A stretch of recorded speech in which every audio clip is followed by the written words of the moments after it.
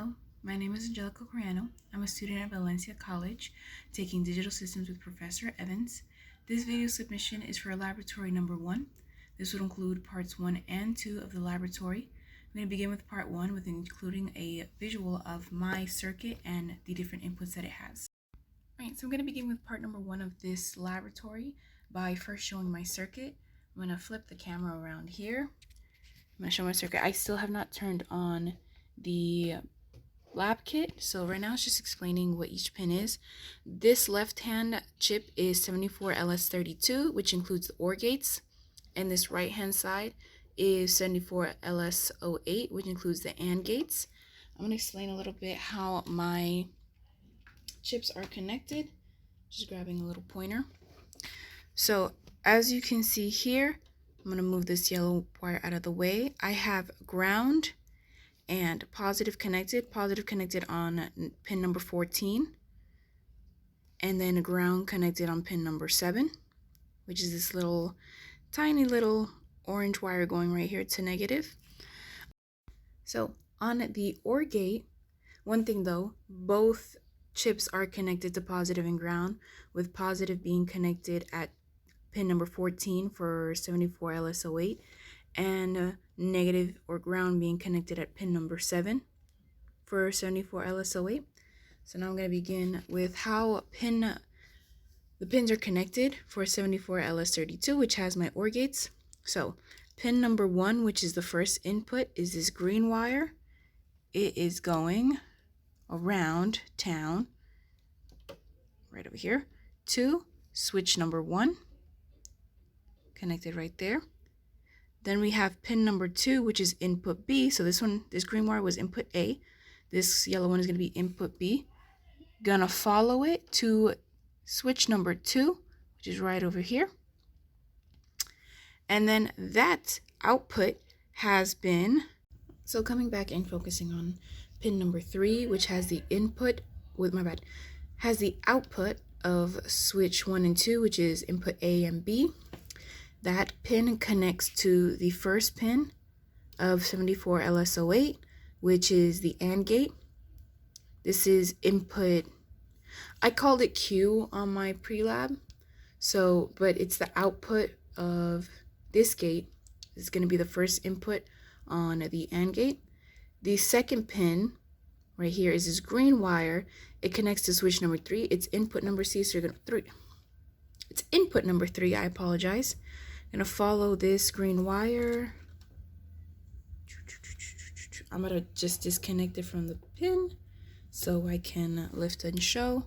So this green wire right here, still connected on the pin, coming to switch number 3, which is a switch on the outer corner. Focusing right there. So switch number 3 has that green wire, which comes around here to pin number 2 on 74LS08, which makes it input C for this AND gate. And then we have pin number 3, which is the output of the AND gate, is connected to this orange wire. I kind of bridged it to another row here on the breadboard so that I can get it closer to one of the LEDs on the board. But yes, pin number 3 connects from this wire, from this row, from that pin, to this row on the breadboard, which has nothing else connected on it. I made sure to choose one that's further away from the other pins. And then this green wire, which is in the same row of the breadboard, connects to LED number 1 on the lab kit so that we can see our inputs, the output of our inputs here. And that is how my board is connected for the most part. I don't believe I did go over it, but I know I mentioned positive and negative. I'm using the 5V VCC here to connect the positive rail, and the ground from the generator to connect to the negative rail, so that both chips are connected to positive and negative. And this is a top view of my entire circuit. Now, I'm going to be going through part number 1 of this lab, which I have right here.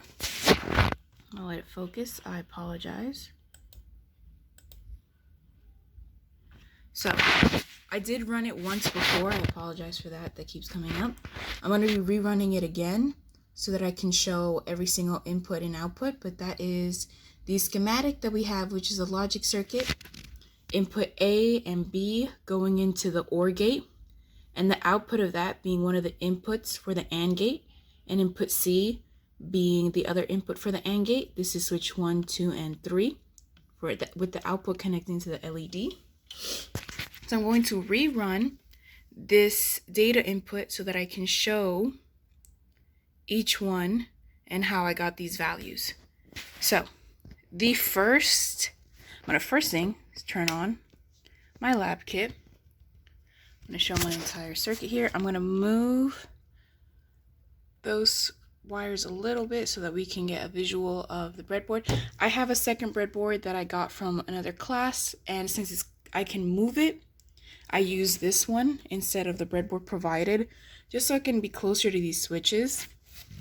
But the first data input for A, B, C, which is switch, I had to pause the video a little bit because I realized my wire for the 5-volt VCC had disconnected while looking at my breadboard.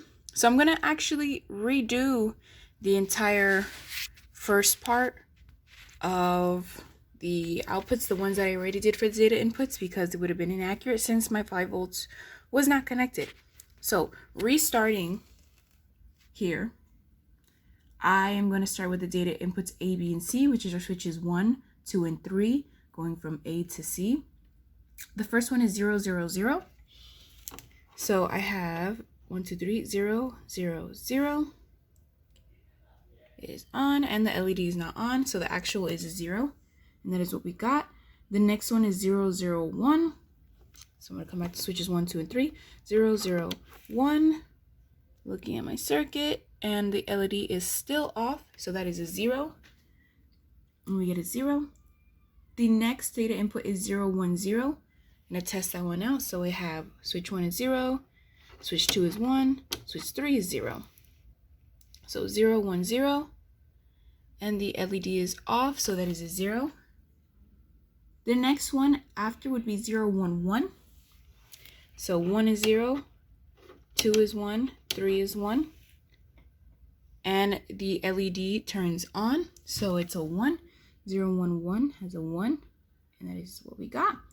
The next one is, all right, let me look at it one more time. 0, 1, 1, 1, 0, 0. So 1, 0, 0. And the LED has turned off, so that's a 0. 1, 0, 0. The next one is going to be 1, 0, 1. 1, 0, 1. Make sure everything's still connected. Could shift it a little bit. Yep. And the LED turns on. So 1, 0, 1 would have a 1. And that is what we get. The next one after would be 1, 1, 0. So focusing in right here. 1, 1, 0. Everything is still connected, and the LED turns off, so that's a 0. 1, 1, 0. The last one would be 1, 1, 1. That's all the switches turned on, so 1, 1, 1. And the LED turns on, so we have a 1. I apologize that I keep saying we. It's the way I do these videos, but that is part 1 of this laboratory completed, showing the expected values that were taken from the pre-lab and the actual values, which we just did right now. So now we're going to begin with part number 2 of this laboratory, which involves basically having, instead of inputs A and B going through an OR gate and then that output going into an AND gate, they switch. So inputs A and B go to the AND gate first, and that output is going to be one of the inputs for an OR gate. So let me show my circuit here. All I truly did was switch my chips from 74 LS08 being on the right to being on the left, but I'm still going to go through and show. Let me make sure everything is off. My board's not on, but I want to make sure. I'm still going to go through. So this is SL08, which is my AND gate. All right, so coming back to the circuit, looking it over again, once again, as it focuses here, all I did was really switch my chips so that the AND gate was here on the left, receiving inputs A and B from switches 1 and 2, and my OR gate would be on the right, receiving the output of the AND gate and an input from switch number 3, which I'll show again. So we have switch input A. I'm gonna let it focus for a second. All right, so this is the cord for pin number 1, input A. There we go, there's where it's shown. And following this cord, it is there in switch number 1. Now the second pin, put down my little pointer. Second pin is this yellow wire once again, and it is going to switch number 2. Then we have the output of the AND gate going to be the first input of the OR gate. So that's what is connecting here. And then this green wire, which I just disconnected from the switch, is going into the second pin of the OR gate. So I'm going to follow it again. It's kind of what I did last time too, connecting it here to switch 3. So it's going around, and that is the second input, or input C, of the OR gate.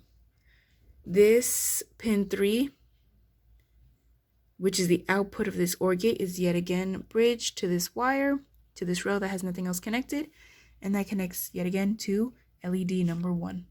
So looking now here back to the lab assignment, this is figure 2, which is how we set it up, with inputs A and B being switches 1 and 2 going into the AND gate, which is the one we have here on the left, and that output being an input to the OR gate with C, which is switch number 3, and the entire output being connected to X, which is in this case LED number 1 on this lab kit. All these expected values were grabbed from the pre-lab that I did earlier. I'm going to do the actual values now here, not like earlier, which already had them done and had to redo them because of the VCC not being connected. So we're going to go through those right now. So beginning with the first one, we have data inputs 0, 0, 0, which would be switches 1, 2, and 3 from A to C, being 0, 0, 0. Let me turn on my lab kit, make sure everything is connected. Alrighty, I'm gonna push things back a little bit and check again. Alrighty, so we have 0, 0, 0. The LED is not on, so that is a 0. Over here, 0, 0, 0. We are getting actual 0. Now moving down, we have 0, 0, 1. So switch 1 is 0, switch 2 is 0, switch 3 is 1. And the LED is on, that is a 1. And it matches. So next one down, we have 0, 1, 0. So switch 1 is 0, switch 2 is 1, switch 3 is 0. And the LED turns off, so that is a 0. Move down, now we have 0, 1, 1. So switch 1 is 0, switch 2 is 1, switch 3 is 1. And we have the LED on, so that is a 1. And move down to 1, 0, 0. I go up 1, down, down. So 1, 0, 0. And the LED has turned off, so that is a 0. Then we have 1, 0, 1. So we have 1, 0, and 1. And the LED has turned on, so that value is a 1. Go down, 1, 1, 0, 1. Now we got 1, 1, 0. So 1, 1, 0. Amazing, and the LED is still on. And the last one is 1, 1, 1. So 1, 1, 1. And the LED has stayed on, so our value is 1.